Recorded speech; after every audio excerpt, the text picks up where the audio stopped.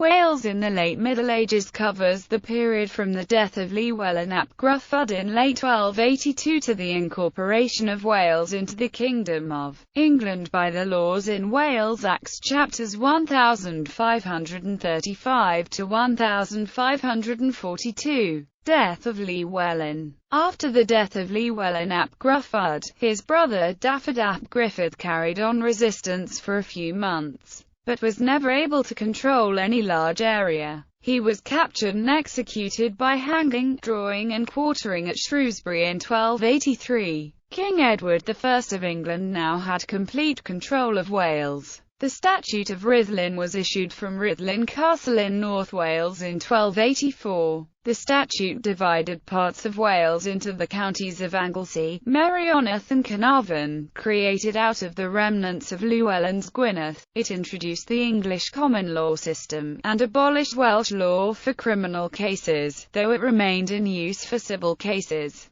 It allowed the king to appoint royal officials such as sheriffs, coroners, and bailiffs to collect taxes and administer justice. In addition, the offices of justice and chamberlain were created to assist the sheriff. The marcher lords retained most of their independence, as they had prior to the conquest. Most of the marcher lords were by now Cambro Northmen, i.e., Norman Welsh through intermarriage. King Edward I and rebellions. King Edward I built a ring of impressive stone castles to consolidate the domination of Wales, and crowned his conquest by giving the title Prince of Wales to his son and heir in 1301. Wales became, effectively, part of England, even though its people spoke a different language and had a different culture. English kings paid lip service to their responsibilities by appointing a Council of Wales, sometimes presided over by the heir to the throne.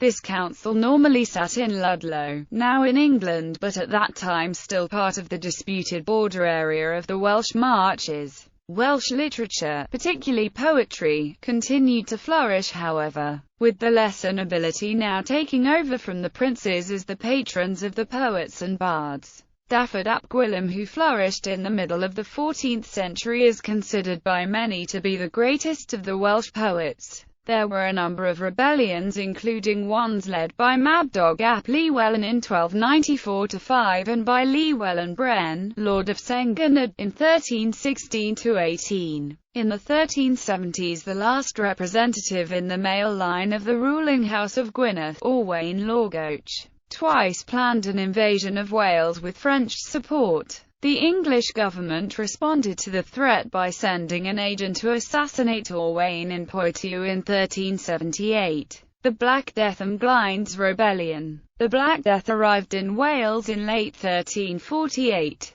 What records survive indicate that about 30% of the population died, in line with the average mortality through most of Europe. In 1400, a Welsh nobleman, Owain Glyndwr, revolted against King Henry IV of England. Owain inflicted a number of defeats on the English forces and for a few years controlled most of Wales. Some of his achievements included holding the first ever Welsh Parliament at Machynlleth and plans for 2 universities. Eventually the king's forces were able to regain control of Wales and the rebellion died out, but Owain himself was never captured, betrayed nor tempted by royal pardons. His rebellion caused a great upsurge in Welsh identity and he was widely supported by Welsh people throughout the country. As a response to Glyndes' rebellion, the English Parliament passed the Penal Laws in 1402. These prohibited the Welsh from carrying arms, from holding office and from dwelling in fortified towns.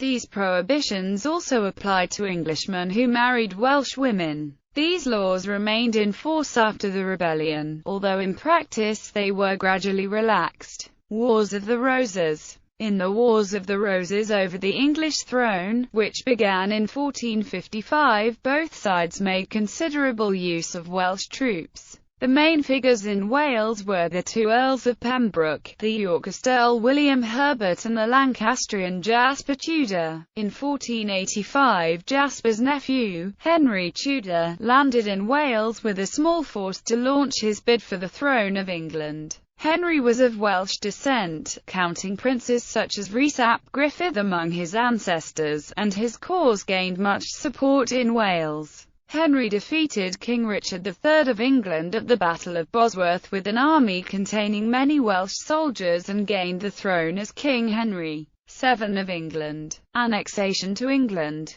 Under Henry VII's son, Henry VIII of England, the laws in Wales Acts chapters 1535 to 1542 were passed, annexing Wales to England in legal terms, abolishing the Welsh legal system, and banning the Welsh language from any official role or status. But it did for the first time define the Wales-England border and allowed members representing constituencies in Wales to be elected to the English Parliament. They also abolished any legal distinction between the Welsh and the English, thereby effectively ending the Penal Code, although this was not formally repealed.